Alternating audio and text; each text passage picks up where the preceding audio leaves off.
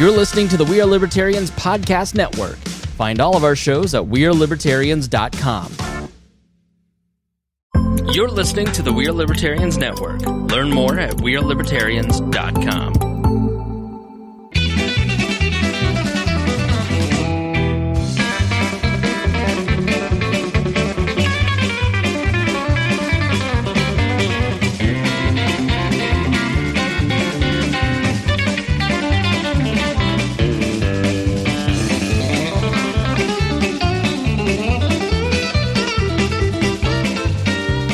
Welcome to the Balls Hog of Liberty podcast. This is episode number 317. That's also the area code for Newcastle when I was growing up. You know that? It's big 765 now, but back in the 90s, this was the 317 out here. East Central Indiana's favorite podcast, Jeremiah Morrill. Today I'm joined by alternate video producer, audio engineer, original button presser, OG, Christopher Guffey Staten. Producer? Yes. Is Guffey the middle name now? No, he No died hyphen. legally. Don't you remember? There's no hyphen. hyphen. But we No. just call you Guffey. Yes. We're using a dead man's name. Yes, you're dead naming me. And my forever co-host, Mr. Dakota Davis. What are we doing here? Today's episode is the city council candidates for Newcastle City Council, Ward number 5, Mr. Micah Mattingly and Mark Koger. They are our candidates. Micah is from the Republican Party, and then Mark is from the Democrat Party here in town. They're going to be talking to us today about themselves, first of all, their backgrounds and why they want to run for office. Then we're going to talk about economic growth, infrastructure, community engagement, and transparency. And then at the very end of the show, we're going to be asking them if they had the royal scepter and the crown for the day and could make any rule they wanted for the city of Newcastle, or take away a rule, what it would be. So if you want to hear that, make sure you stick around until the very end of the show. The show is about our lives in rural Indiana. We're here to push your boundaries and make you think as individuals. Sometimes we'll provoke you, other times we'll make you laugh, but hopefully you'll always learn something new. We just did 25 minutes on Patreon. We learned how incredibly lucky and yet unlucky I am at the same time. And Dakota is now a Ford man. Yeah. Yeah, Jeremiah, I've been driving a Ford since 2017 every day, so, just not my own personal money pays for it. So if you join the Patreon at any level, you get to know exactly what we heard, what we did. It's video conferenced in. Is it a Skype, a Zoom? What would you call it? We'll call it live. It's a live stream. It's a live stream. In the super special Facebook group. That's right. Patreon.com/Boss of Liberty is where you can go to support the show on a monthly level, monetarily. That is starting out at $5 a month, and it goes all the way to $50 a month. We don't care which one you pick, but it does pay the bills for the studio, make sure the lights come on every week, and the internet is paid for, and our landlords get paid on time. And we really appreciate all the support over there. We give you access every week to the show notes ahead of time, so you get to follow along with the episode. You know what questions are going to be asked. If we have done research for a show, not really applicable to these shows, but we put in links so that you can see where the sources come from, all of that good stuff. You get access to, like Jeremiah said, the Facebook group that is exclusive for those folks, and then you also get 20 minutes of bonus content every week with our guests. So it's a lot of perks, and starting out at $5 a month. If you sign up at $50 a month, you get a shout out at the front of every episode and a plug. Those folks are Miss Christy Avery from all the way in Fort Wayne, Indiana, our favorite Norwex dealer. Mr. Jonathan Phillips, who was on the show last week, our favorite car dealer in the continental United States. And then Mr. Anthony Meyer, who is the trucker that is keeping America going. And we appreciate him very much and all of his service. Special thanks for supporting the candidate series as always.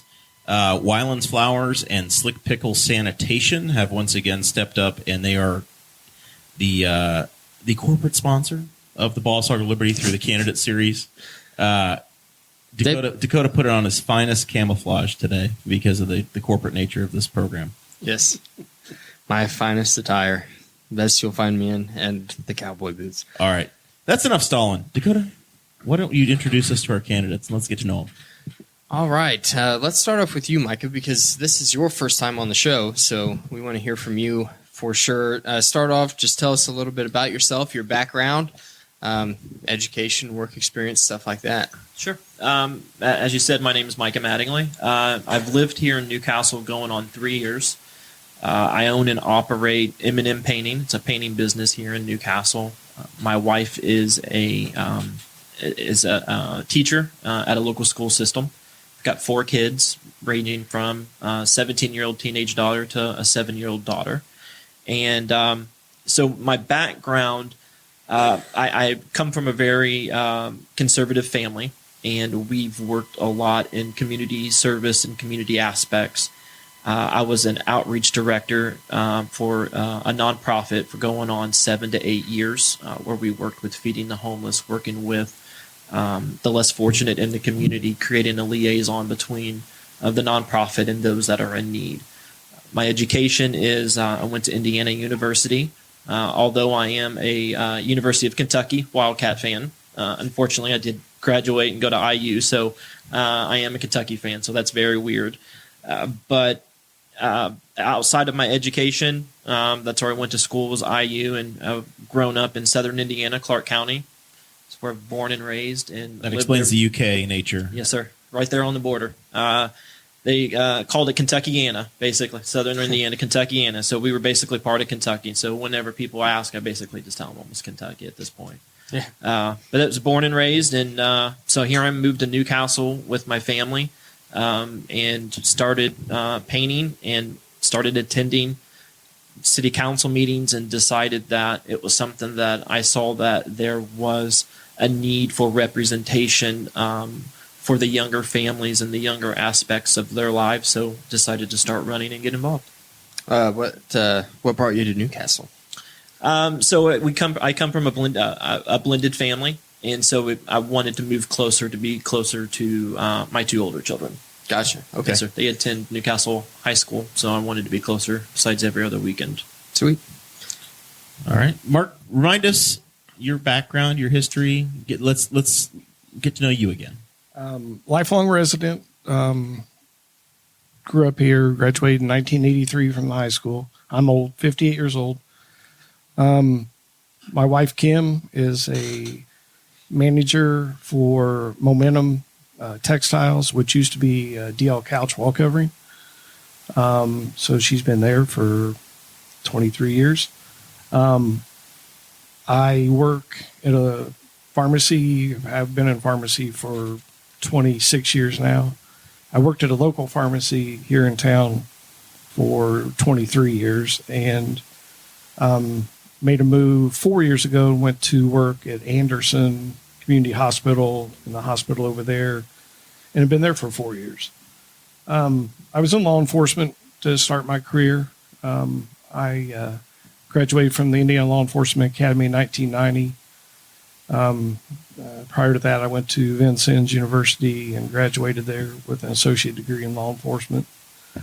The only time I was away from town, I have lived in my ward for my whole life. I grew up on Rex Court, which is in Ward 5. My parents still live there, same house. I've lived in my house for 26 years. So I'm vested. I've been on council now. It'll be 15 years in November. I took over. There were 5 of us that put our name in to take over when Louise Pierce passed away. And, a lot of people get involved in politics for different reasons. I mean, like Micah just gave why he wants to get involved. And mine was, I just had such an admiration for Louise, of how she conducted herself on council. I just wanted to carry that on. And I knew her and her husband Les really well.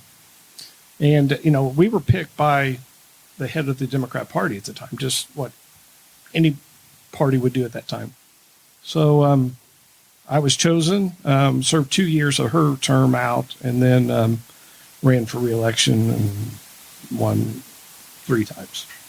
And that's where I'm at now. All right. So for those in the audience, and obviously this is the third week where we've done the council show, so I know the audience is starting to get used to it. The questions here, they're not new. But for Mark, what impact does the council have with economic growth and small business involvement, and how can you, from the council position, help grow the community? We invest $85,000. Well, it's $92,000 a year we give to the EDC. That helps them pay employees and whatever other aspects they have. We have done that ever since I've been on council. The county does it also. It's supposed to be a 50-50 split, but the county council, I don't know, probably 5 or 6 years span did not donate anything to the EDC because they didn't have the money to donate. Not really donate, to give to. Contribute to. So that's really our main focus of city council is the money that they give. We have representation on that board. I served as a board member for my 8 years as I was council president. I was on the EDC board. EDC meets one Thursday a month. I went to almost every meeting, maybe missed 2 or 3 in that span. So I learned a lot about EDC, of how it works, and the how they recruit businesses to town. We as city council, you have very, very, very little involvement in that. It's the EDC, it's the landowners, and it's the mayor. When somebody comes to town, they want to put a business, and I'll just use Boar's Head as an example. They cared about 2 things. They cared about how much water they can get and what's the sewer capacity. That is all they cared about. And we, city council, we can't make that happen. So the mayor, he put a plan in place and did it. They increased the sewer lines and the water lines out there. They got it done, but that's how, when you get back to the question of the EDC, that's how it works. The only time we have a say is if an ordinance or a resolution is brought in front of us, or if we create one. And when it comes to economic development, we just, we'll do anything we can to retain, to get business, but we do a lot to retain business also. And we have, I don't know what I'm trying to say. The aspect of when the Crown comes and they said, "Hey, we need $10,000 in abatement." That's economic development. So, we have an abatement board. We go around and we check to make sure that they're holding up their end of the bargain. Grady did that a few years ago. They did equipment, $10 million or $15 million worth of equipment. So, Lynn Purdue's head of that, and he'll take his group around and they'll check and make sure, hey, have you hired your 150 employees that you said you were going to hire? Can you show us the machines that you bought? It's so the abatement's another factor. And when they're doing an abatement, they're essentially reducing their tax burden. Yeah, and you catch a lot of heat on council if you give an abatement. Well, we're losing tax dollars. Well, okay, but look at the money you're getting coming in from your employees working there that are paying your Lowit taxes and your other taxes that are coming in every time. So it's a give and take. All right. So, Michael, let's hear from you on the small business and the how you view the council and the ability, if you were to join the city council, on the ability to help economic growth in the city. I'm with Mark. I agree. The city council is limited on certain aspects as far as economic development, but it does play a certain role. It can play those roles by making sure that when a business is deciding to move into Newcastle or open up in Newcastle, that they have everything they need, whether it's supporting them, as he said, with the abatements, or making sure that any requirements that they might need as a company moving into the area that we offer them. But it's also crucial by making sure that there's not red tape that they have to jump through, that it's very seamless in deciding, hey, Newcastle's where we want to plant our flag, and we're going to start our business there, and kind of just get out of the way, make sure that they have what they need. As he said, the EDC is crucial. I mean, if without the EDC, I'm not sure we would have probably half of the businesses in the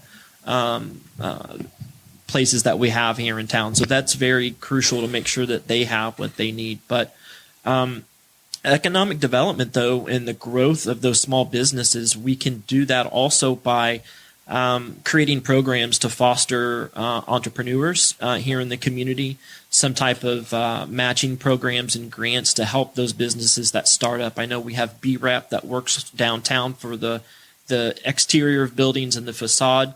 We can figure out some type of programs that help new businesses come into Newcastle and get off the ground, whether it's being kind of like a test kitchen like what they have up in the Fishers and Noblesville area. That would be, I think that would be something that would benefit here in Newcastle for sure. But for me, in my mind, it's just staying out of the way of the new businesses and the EDC and making sure that they have what they have what they need, and just staying out of the way and giving them the tools so they can be successful in choosing Newcastle. All right, so let's move on here to infrastructure and development.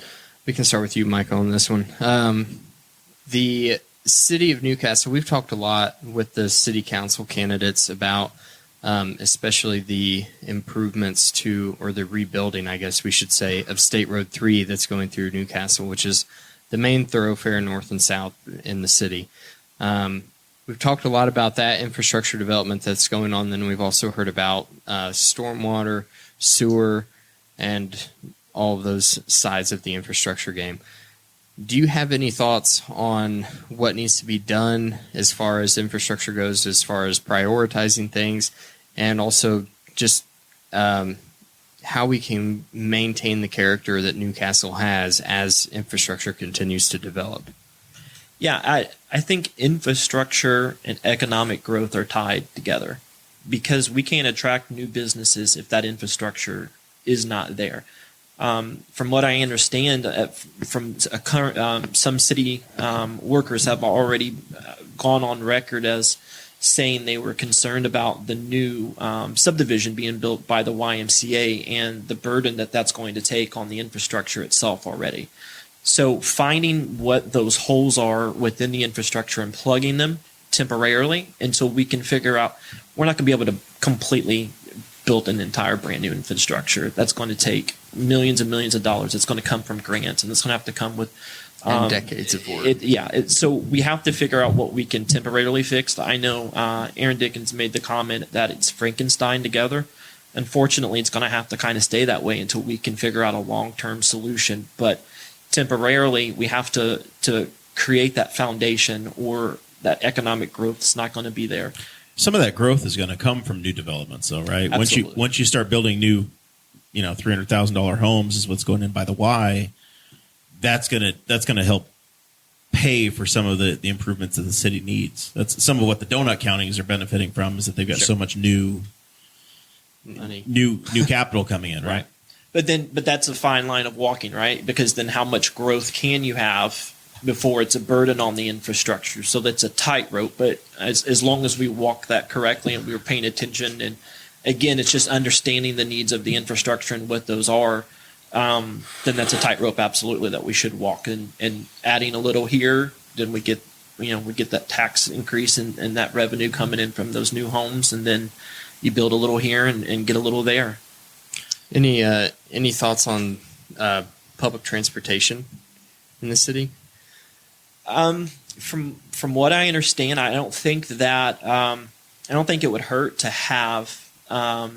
Are you referring to some type of bus route or some type of something that comes into town, leaving out of town? I don't think that would hurt. I'm not sure how much. I know as a business owner, it was very weird to me when I first moved up here and learning the logistics of everything and trying to hire someone to work. I'd interview people and talk to people that lived in Greenfield and Muncie or even Anderson. And for whatever reason, they did not want to drive to Newcastle, because obviously there's probably better, not better, but there was more choices for them around there. They didn't have to drive here. But we've got people in Newcastle that's willing to drive those distances because they're limited on the jobs as well. So if we offered some type of transit or bus system that helped our workers get to and fro to work at the moment as an entry level into that public transportation, that I can see the benefit of having something like that available to our employees. You know, the EDC just did a study about a year ago about the number of workers leaving and the number of workers coming in to the county. And Yeah, what a was lot it, more more leaving. leaving than It's amazing. It's about equal. It Oh, really really? is about equal, but it's amazing of how many people leave. But it's amazing how many people come here to work. Yeah. I mean, it's That's a Well, big- Boar's Head and Crown both, and Draper and the hospital. Hospital, There's yeah. a lot of folks that school commute the system. distance. I mean, yeah, it's a bunch. Yeah. Yeah. You don't I- think about things like that until you hear from an EDC director. Yeah. Yeah, I guess I hadn't. I commute Yeah. with the same people to Muncie every day I go. Yeah. It's the same carpool. Yeah. Seven something in the morning heading to Delaware Yes. County. Yep. As Chris comes down from Yep. Delaware County to Henry As Jared County. goes out, my wife and I come in. So, Mark, you need an opportunity to comment on the infrastructure. And I know I saw you last night at Bundy Auditorium at the big NDOT presentation. It was eye opening. Even though it was brief, it was eye opening. Our infrastructure is about as sound as it's going to be. Long term control obviously played a part of that. We're $25 million plus in debt for a long term control plan that the state and federal government made us do. That's the Stormwater separation. And I made the comment. That's why my I sewer made- bill's tripled since I bought my house in 2013. It's not great.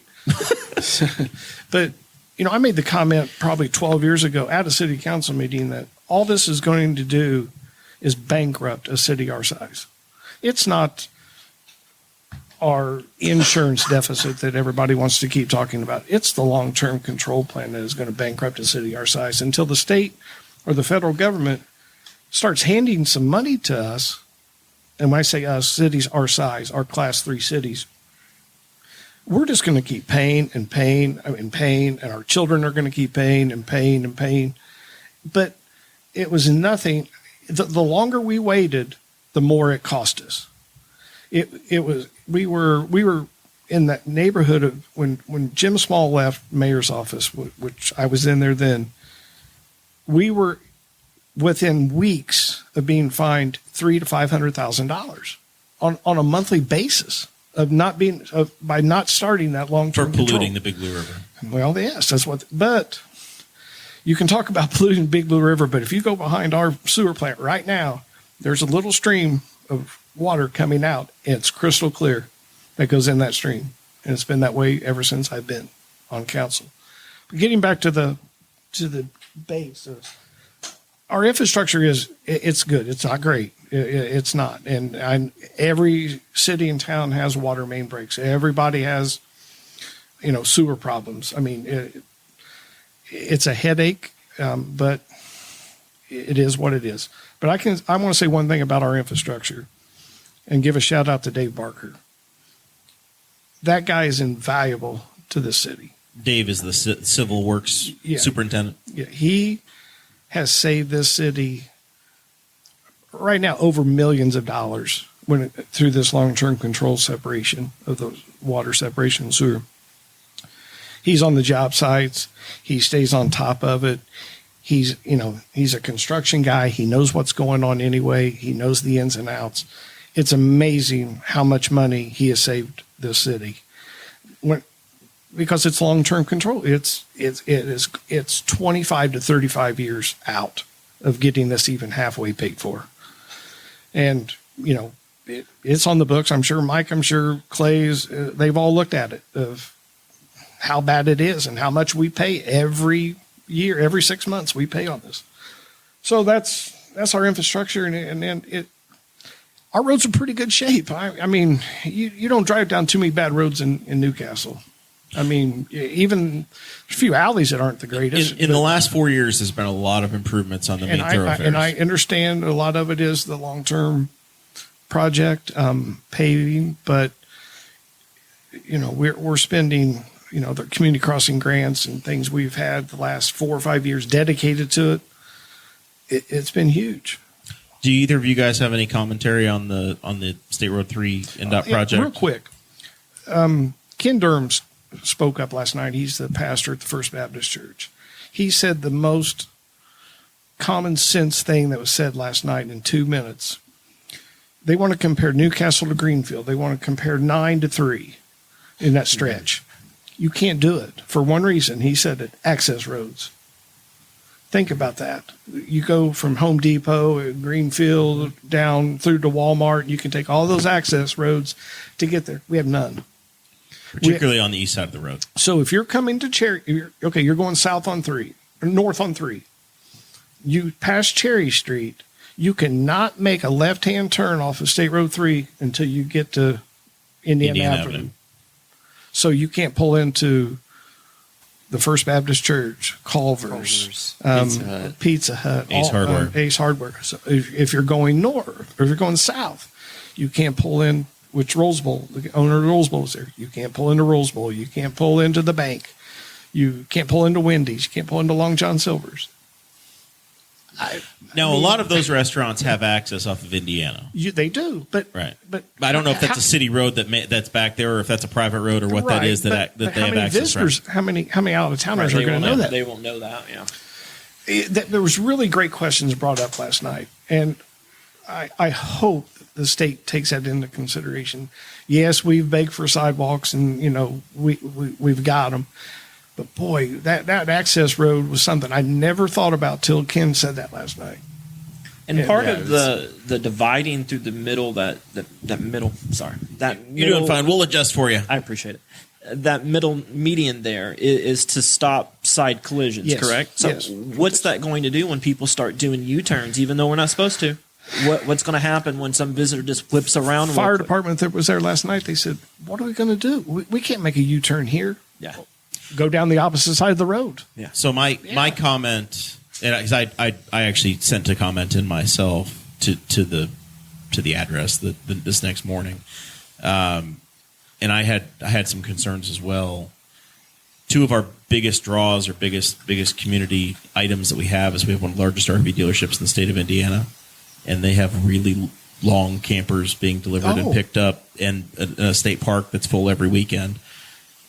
So those turn lanes better be long enough to accommodate trucks and trailers coming in and out. I also noted to them that all of those restaurants have delivery trucks that are probably coming from the south. So Culver's, Pizza Hut, Domino's all have food delivery trucks that need to have some sort of access in. And if you don't have a 180 somewhere for those trucks to turn, you're setting yourself up for trouble.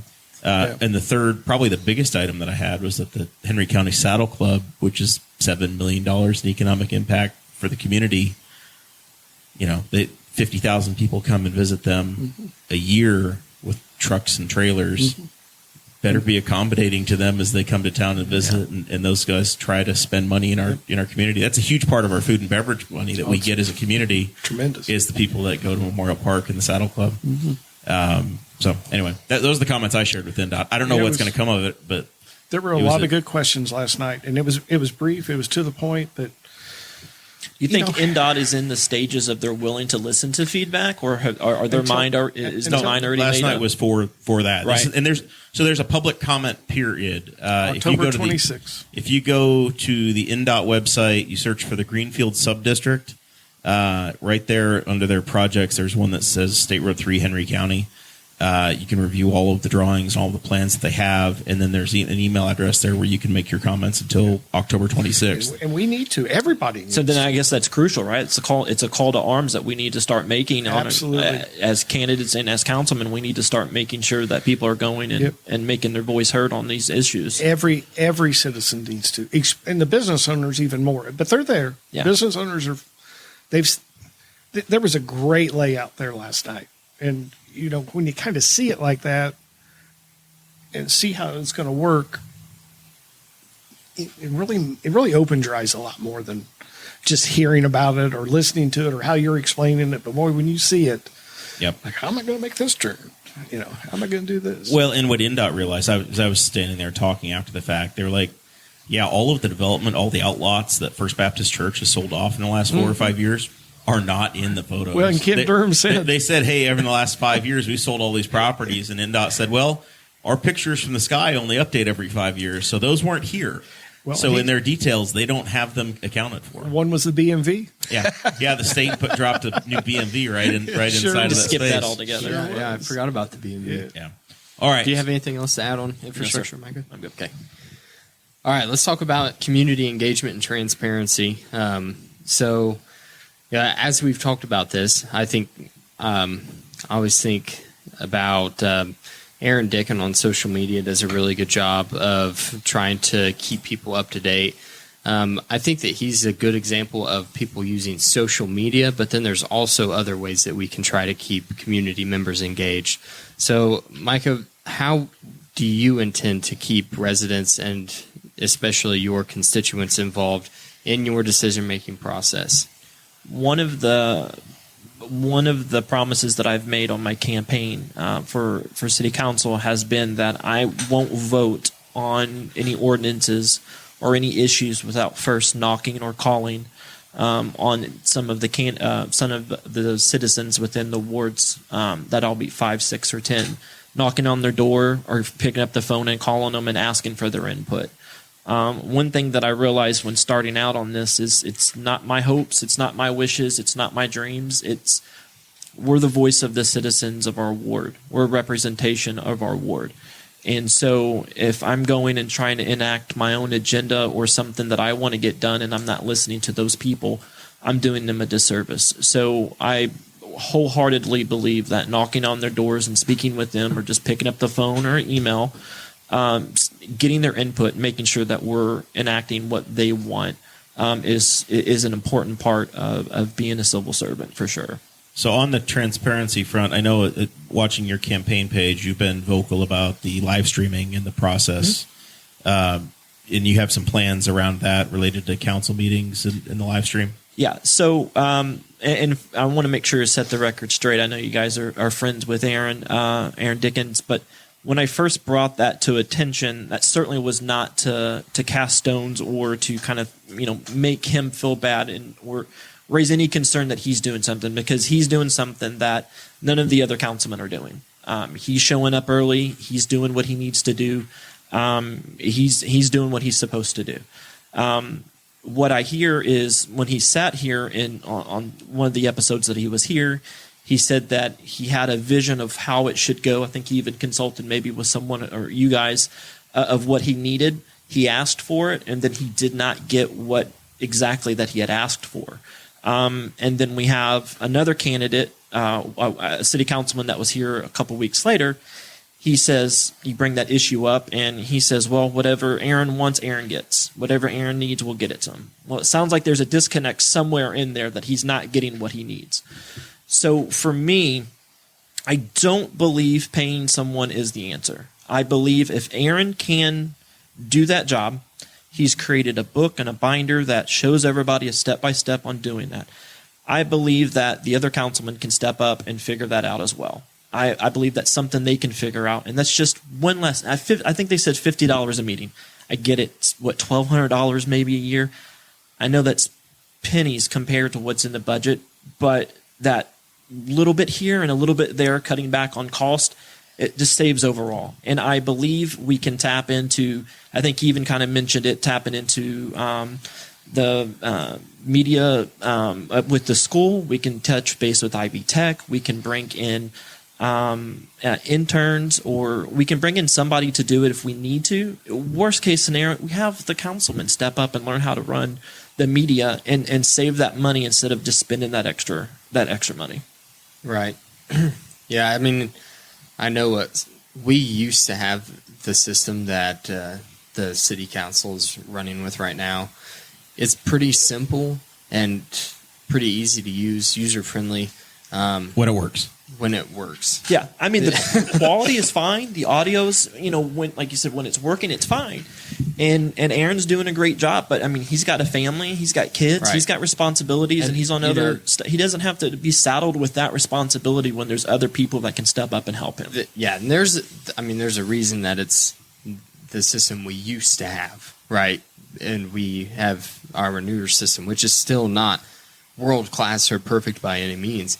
But the thing is, like, once you step out of the bounds of the system that the council is using now, Gets exponentially things more get quite a complicated. bit more complicated. Like, I had to send Chris a video today just explaining how to make one simple change that we made. Yeah, you went and not to changed mention the that. 50 other steps. Got to learn. So Mark, that, I guess that's kind of my concern is, like, if they stick with the Mevo system that they have right now, yes, I agree with you. Just have other people figure it out, because it's easy.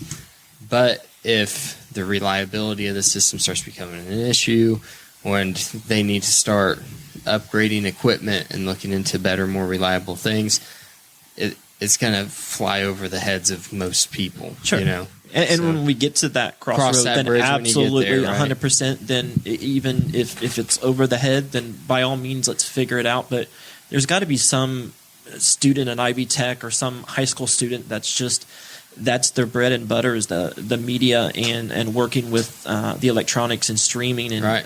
most At least kids know a how to good stream resume and do builder, YouTube right? stuff, so they can figure out how to offer them, not community service, but community hours of volunteering and also getting the benefit of learning how a city works. Yeah, it's worth a shot at least, I guess. Mark, tell us your views on, I guess, transparency. If you want to weigh in on the streaming conversation and your experiences. We've come a long way. I mean, and I know it's getting ready to become a law to do that, and that's where we were headed. And Aaron has done. He's the most technology inclined by any stretch. 20 years. By 20 years. We could learn it and with no problem. We could do it. But when you got to remember, we went through almost 2 years of Zoom half the time. So that was all live. I mean, everybody was, Everybody jumped forward into the Zoom era. Anybody could have came into our Zoom meetings. We all figured that out. The county learned how to not violate open door rules because of Zoom meetings. Because of Zoom, yes. We sped ourselves up many generations. Yes, on we that did. front. And that was tough. I mean, people don't realize how tough those Zooms were of communication, and but we did it, and it was real tough. Yeah, but, they suck. It did. not good. It was terrible. So is there anything? I guess what's your process if you have an ordinance come to you, and do you view your role as, hey, the council, the people of the ward have elected you, and your view is what you do? It's a representative democracy, and Mark Koger does what Mark's going to do, or do you find yourself polling people? How do you arrive at that? Most ordinances and resolutions that come before us, they don't want to be burdened by something like that because they're so small, or it's a change of an existing ordinance or resolution. But no crossbows across driveways. No, but when you're dealing with major money of like the bond for Garner Street, 2010. So it's been on a year. I did not realize how big of that issue that was to put Garner Street in. I know Micah probably doesn't know anything about this, but Garner Street was put in from State Road 3 to 14th Street to make a direct route to the hospital. Because at the time, the route had been eliminated Yes. when the state hospital went away and the Yes. prison was put in. Right. So that you would go from US 36 all the way to downtown Newcastle to get all the way to access Broad to the Street. yeah. So you're talking Gotcha. 10 minutes of life-saving of the ambulance taking lives. So that's how it was presented to me. And I did not contact constituents, and I probably should have. But in all honesty, that was probably the worst vote I ever had on city council, by far, is to bond a street. That was, I mean, when I look back on that, it's paid for. And it's been good, don't get me wrong, but when the only thing presented to us was, okay, it could save a life, it's 10 minutes, and I just didn't put enough effort into it to, go to my constituents and ask people in the public of what they thought. I was getting feedback from only the EMS, only the hospital, but, probably shouldn't have bonded that. We probably should have found another way to pay for that. than to bond it. That's the kind of thing today you try to use community crossings for. We would have to, or find an yes. end-up fund, something.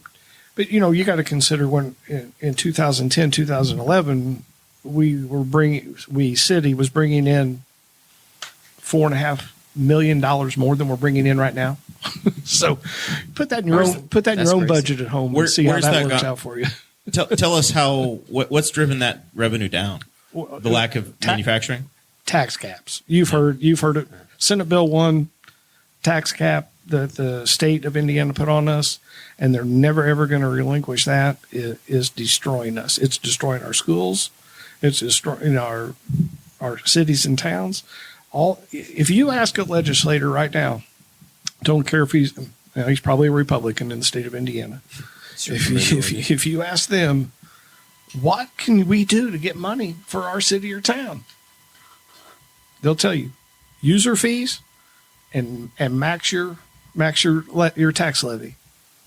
We can't tax anybody anymore on their property. They're maxed. State Road 38 can become a toll road. No, you got to toll Garner Street to pay for it, Mark. Yeah. Now, I will say that I've had a conversation with the highway superintendent. Garner Street becomes a county road once you get to a certain point. For a little bit, not anymore. Out towards State Road 3. The only thing is the bridge. Right. So the bridge is the big ticket item that needs replaced. Oh, yeah. It's in deep trouble. Yeah, it is. So it's going to need replaced. And you know how long it took him to fix the 38 bridge? Yeah. There were some acts of Buick in that. Acts of Buick.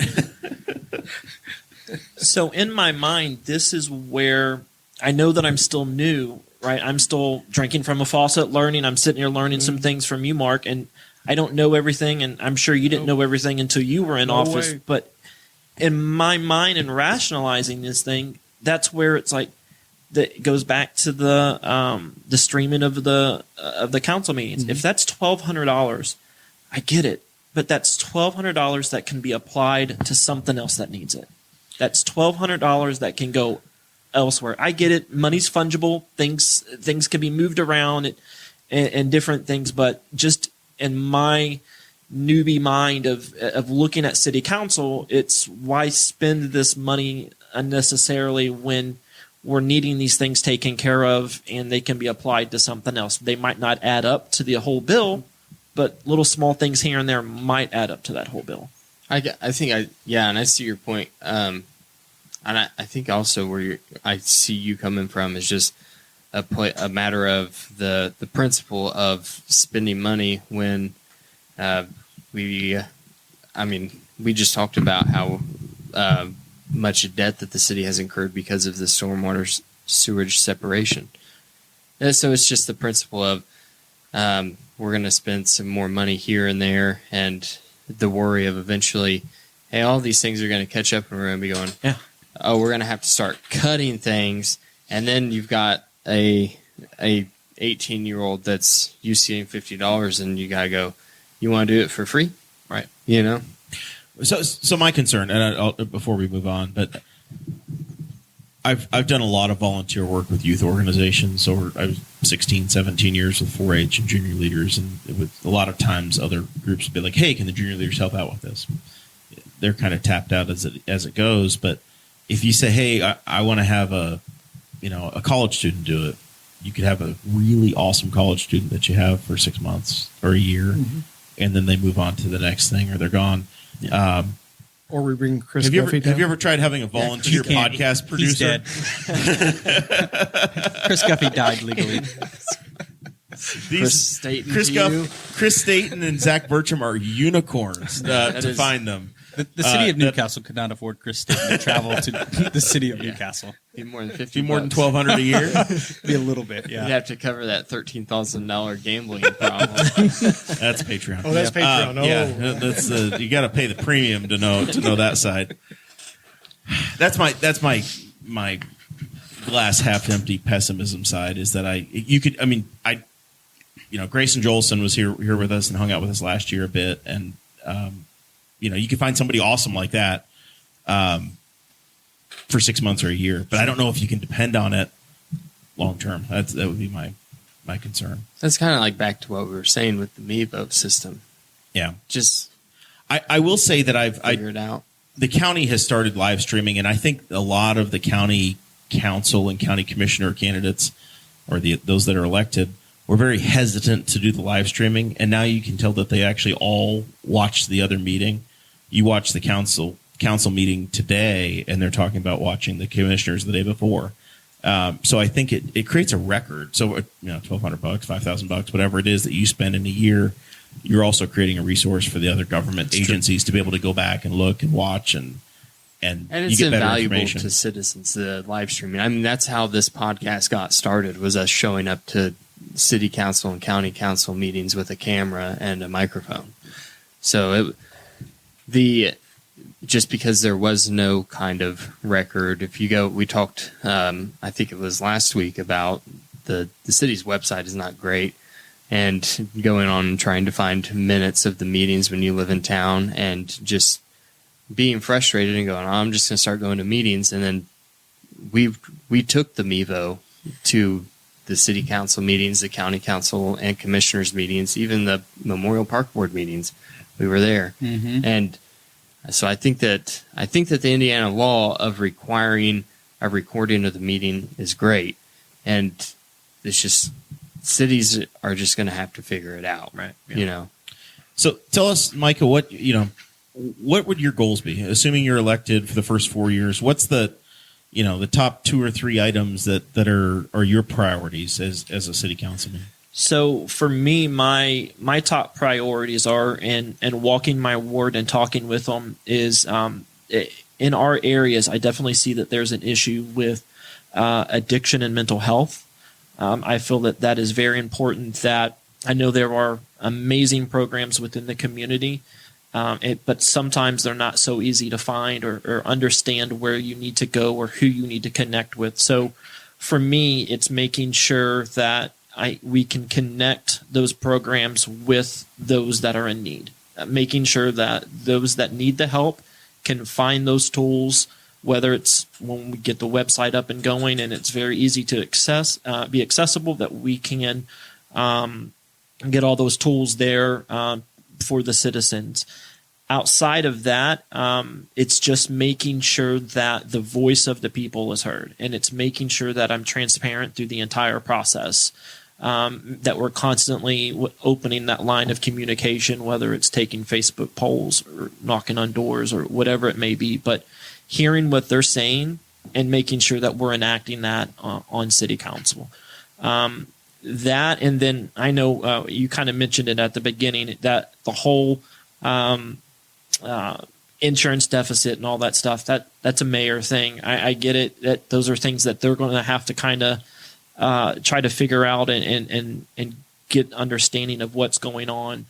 But for me, it's also all those little fringe things. Don't mean to keep harping on it, but all the little fringe things that we spend on that we may not need to spend. Let's at least slow down and maybe take a second look on some of the spending on things that we can start paying off, what we need to pay off, and that we can start applying to certain things.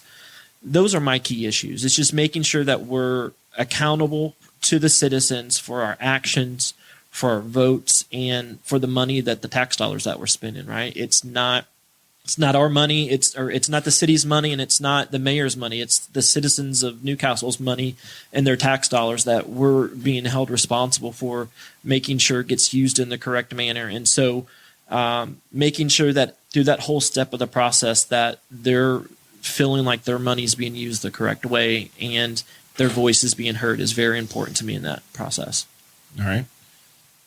Mark, 4 years from now, you get 4 more years. What are the priorities? Well, we do have to get the insurance paid down, but like it is a mayor thing. His budget is his budget or her budget, whatever falls in the class city we are. I spoke out, 2 or 3 years ago and told him he needed to get it under control. We've had some major claims through COVID. It's not an excuse. I'm not trying to make excuses. It is what it is. It's in black and white. There's no hiding it. But the city does have to look at changing some things. They need to, and this isn't a city council person. We don't control what kind of insurance the city gets. That's usually up to the unions. That's usually up to the mayor. It's not a city council person doesn't say, well, we need to talk to this person about insurance. No, that's not our job. It's just not. So they need to look at that. They need to look at the rates they pay, and they need to look at health savings accounts. And there's many options out there that they can do to help get that under control. But getting back to some of my goals is, I don't know if you guys remember or not. I know the podcast probably wasn't in existence, but we started getting riverboat money. I opened the ledger up one time. I'd been on about 2 years and a year and a half, and I opened the ledger up one month and was looking at it. And Jan Lavarnway was the clerk treasurer then, so I'm dating myself again. So there's a thing in there that says riverboat. It said, I forget what it was, 60-some thousand. So I go to Jan's office and what's riverboat? $60-some thousand. She says, oh, they State of Indiana just sends it to us, and we just put it in the general fund, and we can do with it whatever we want, put it wherever we want, spend it however we want. It's a benefit from having casinos at the time down on the Ohio River, et cetera. Okay. And then come to find out that, well, if the casino's in your county, you get a heck of a lot more than a county in Henry or Hancock or Wayne. So getting back to this, I went to a couple of council people and I said, did you know this existed? No. And these are, Dickie Hahn, who'd been on 20 years prior to me coming on. And I said, let's separate this. Let's take that away from the mayor of being able to do with what he wants, and let the council have some say of where the $60,000 is going. So we separated that fund. We made a resolution. We separated that fund. It's been separated ever since. The mayor cannot spend it. Jim Small couldn't. Greg York couldn't. We determine how that money's spent, and it comes in front of council on anything that's presented. Well, fast forward a couple more years, and Lowett was passed. We had to have the county vote to get Lowett passed. Local option income tax, which only can be used for emergency services. That's it. Nothing else. We passed I forget what it was, 0.25%, which was about the lowest you could get. We get about $760,000 a year from Lowett right now, and it's based on how many people work in your community. The county gets about $1.8 million a year is what they generate, and they use it for jail maintenance or jail deputy salaries and things like that, which we use ours for whatever. But when that was passed, I made a point. We are going to keep Lowett separate from the general fund. We cannot have this just go in and let any mayor, it's not Greg, it's any mayor, spend this money without council approval. We don't have any say through a budget anyway. So the mayors don't vote for this. The council people had to vote for it. County keeps theirs separate. They've done it for years, and that's why they have budget workshops. We don't have that luxury to be able to do that. So this is our budget workshop is through Lowett. We've give raises to police, fire, and EMS through this. Numerous raises. A policeman, when I started, was making $37,000 a year. I mean, they were on welfare. In 2009. If they had 3 children, they were on welfare. That's how bad it was. Firemen, police, or a paramedic, for that matter. So we got them all raised up. We got great equipment now. Our police and fire and our EMS have the best equipment of anybody in the state of Indiana, hands down, no questions asked. And that's based on our Lowett. That's based on us council keeping that money separate and being able to buy the best equipment available for our workers. So you talked about the Lowett side. What about the riverboat money? Where does that get spent? Riverboat is, and you can, I didn't bring my list with me, but we have a separate you can pull it up on the city website of where that river.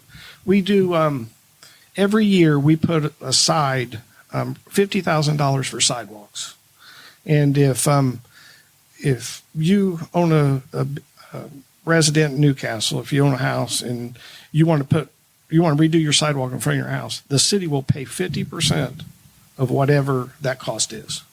So if it costs you $500 to put a sidewalk in, the city will give you $250 to finish that sidewalk, to an approved contractor through the city. There's 3 of them that have signed up to do it. Anybody can sign up.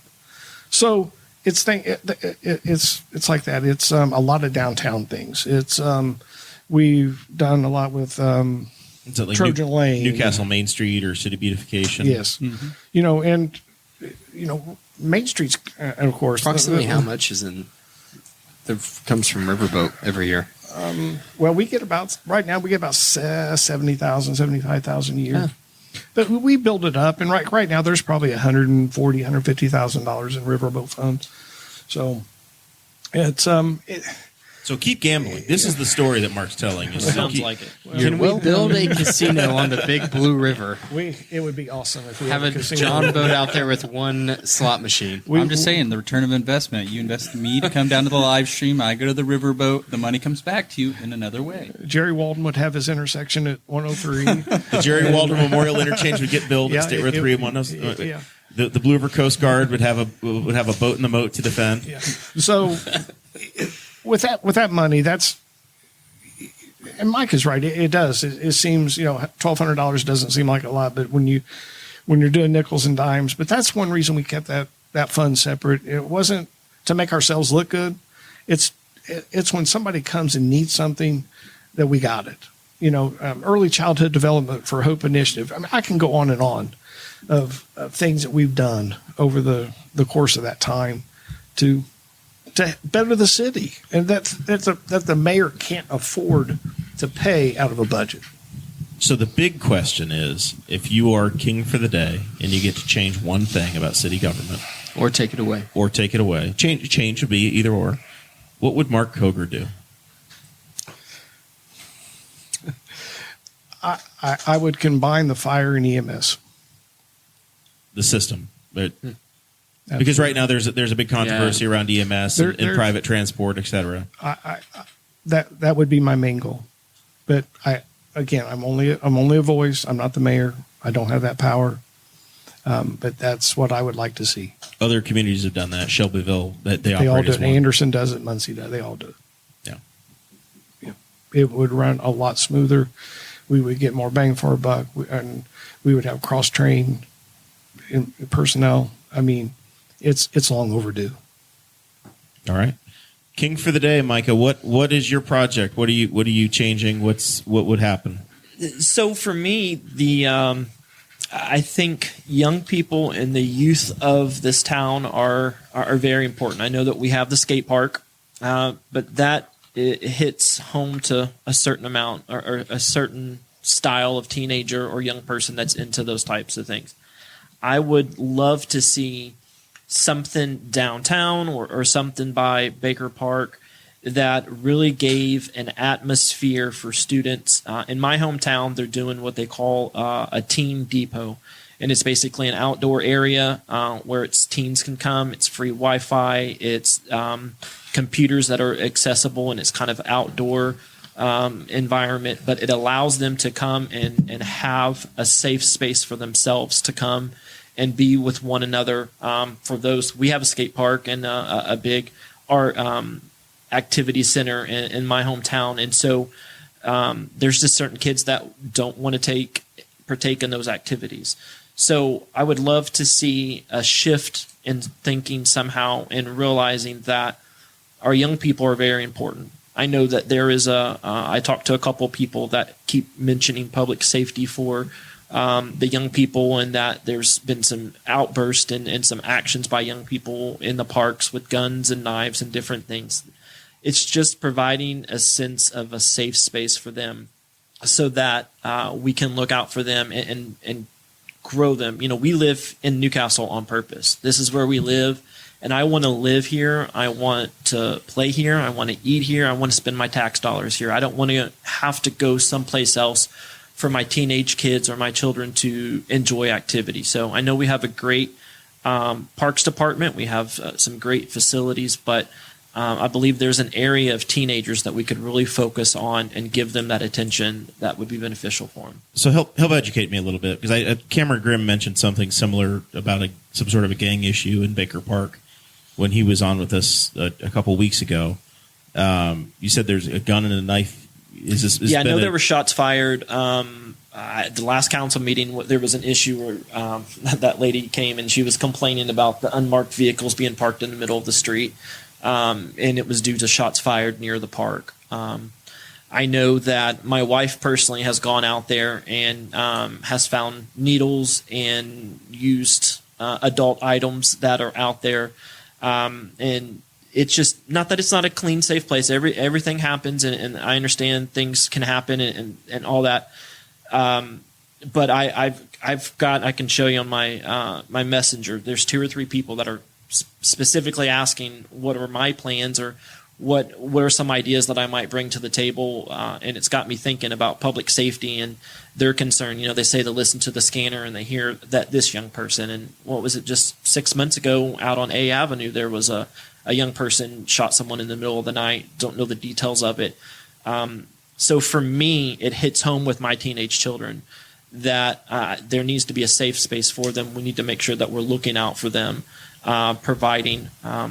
There was a at the high school, one of the guidance counselors had told me over dinner, our family was together, that Henry County leads in amongst suicides in all of the counties in the state of Indiana. When was that? I've never heard of a teen suicide in Henry County. Not a teen, just I said the suicide in general, not teen, but they said that it was. I'm talking about teens, and then also I brought up the suicide in specific because she was you said guidance counselor. Yeah, she's a guidance counselor that gave me that statistic. And so in discussing with her, she had mentioned that she sees a lot of depression and anxiety among these kids, and a lot of things in that. And her hopes and dreams were that the city would begin to provide resources or get in touch with programs that would be offered to young people and to the future voters of Newcastle. Mark, any comments or thoughts or input on the parks or youth violence and issues that might be surrounding that? Our park board is second to none. They've done a great job of facilitating their money, even with staying within their budget. But they also just got a bond this last year and created a lot of new things. I know they do. Cameras are coming. Yeah, that'd be. Well, I know the electricity's been ran for it, and I know the company's ready to put them in at any time. Mike Burke will be the one to talk to on that. But also the parks have incorporated all the parks plus the armory, so they're taking care of that also. And the armory is getting cameras. No, but.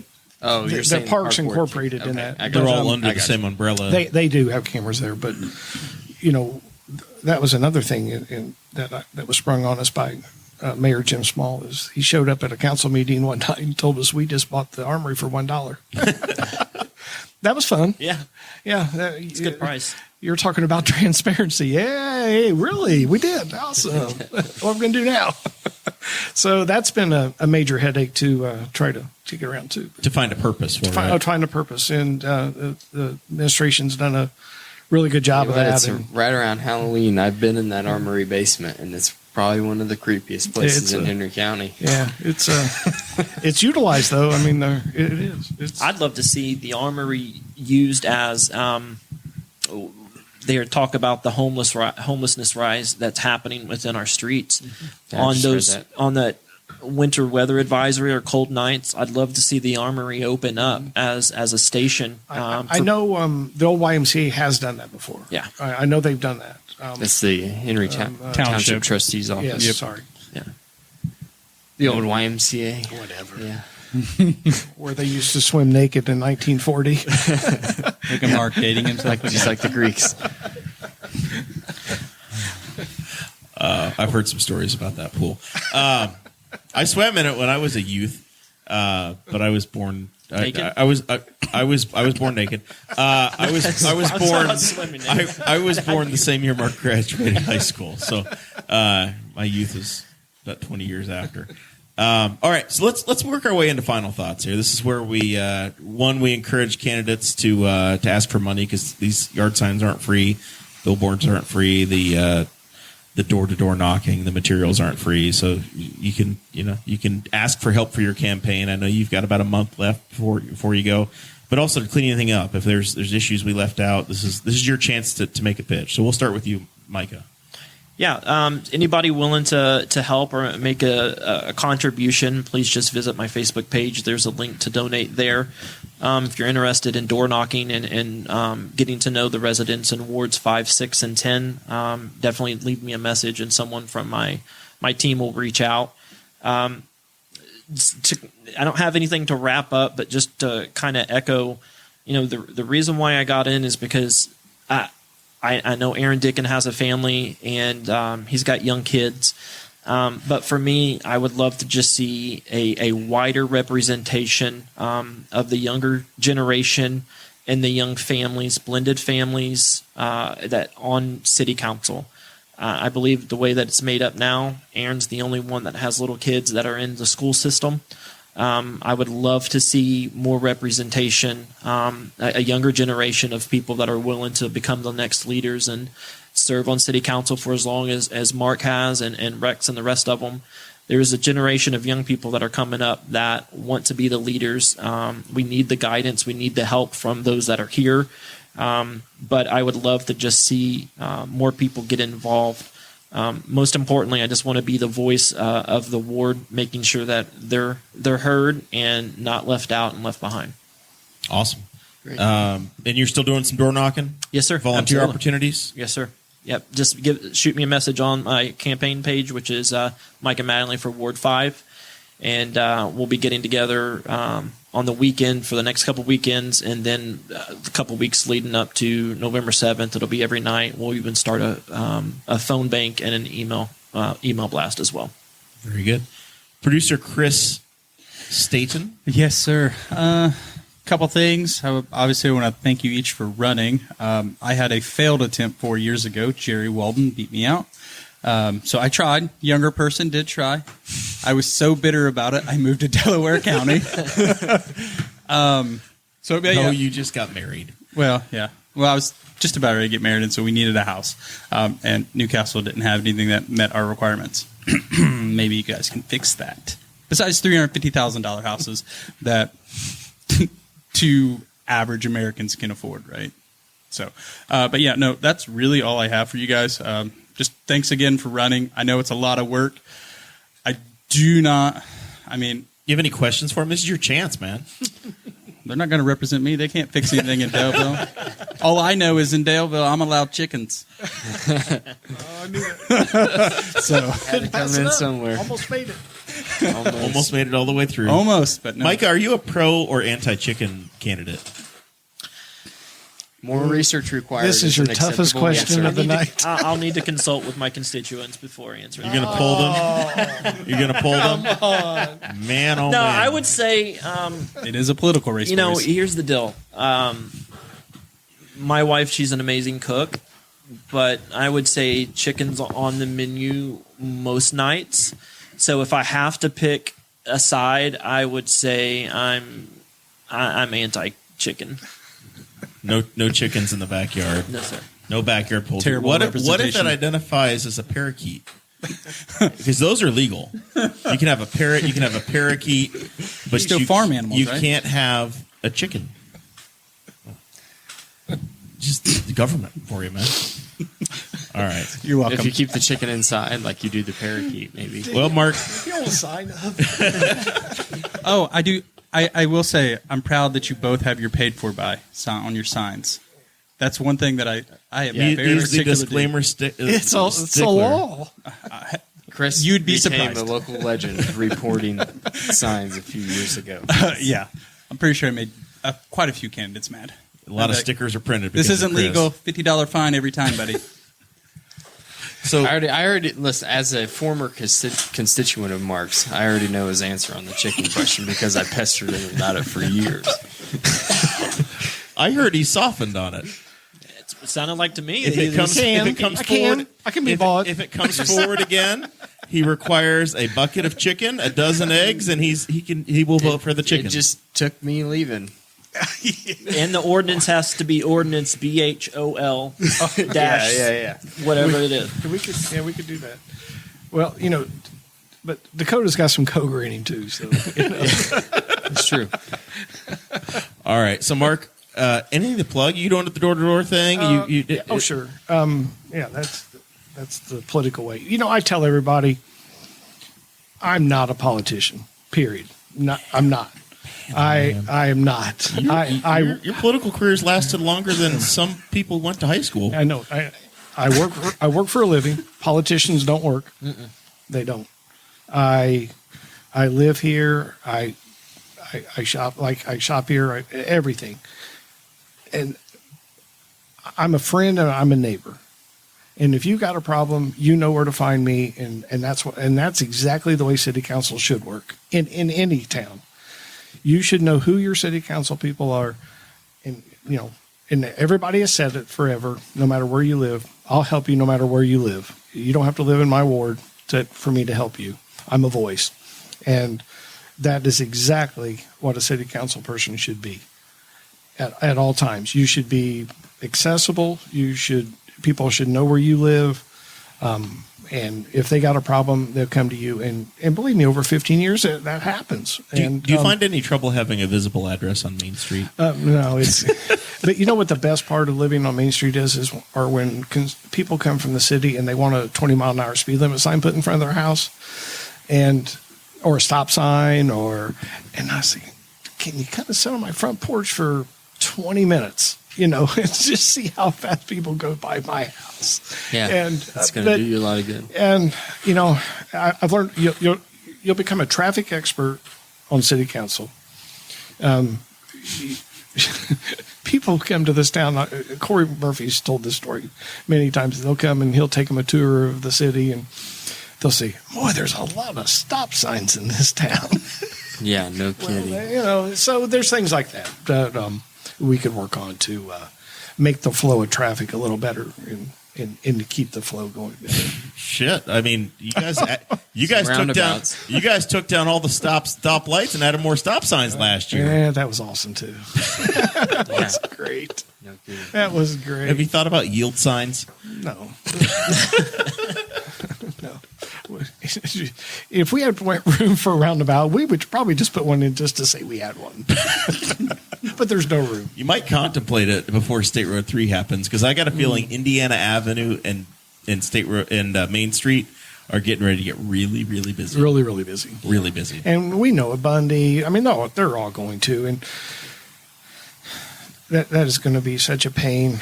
And the political class will helicopter in and out, but us working folks are going to have to drive on these roads. But we talk about it, but can you imagine this? We need so much sympathy for those business owners to try to survive down there.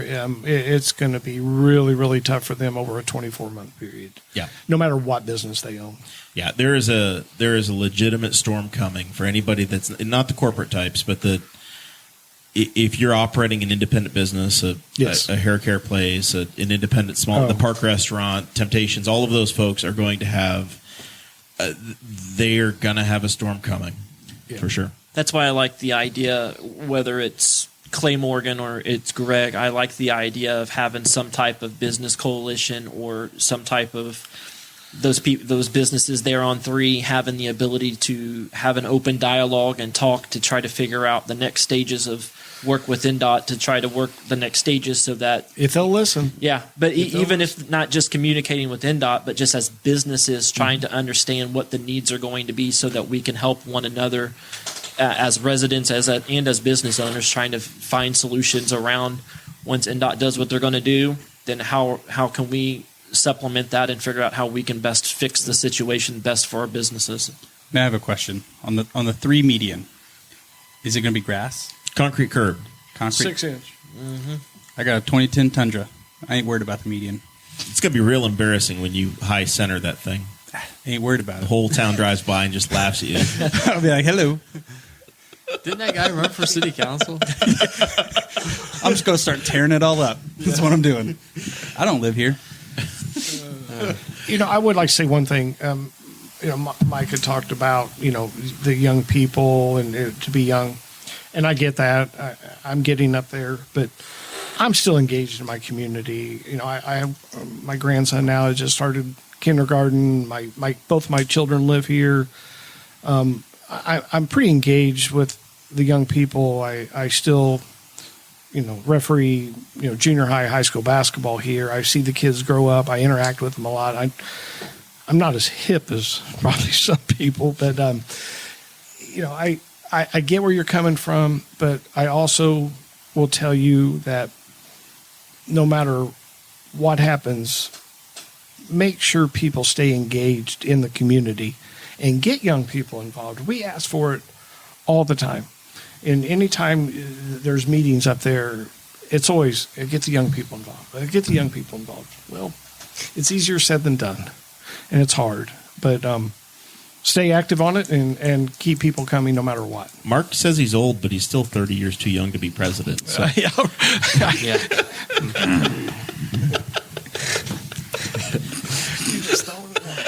Dakota, you got any final thoughts for me? I do.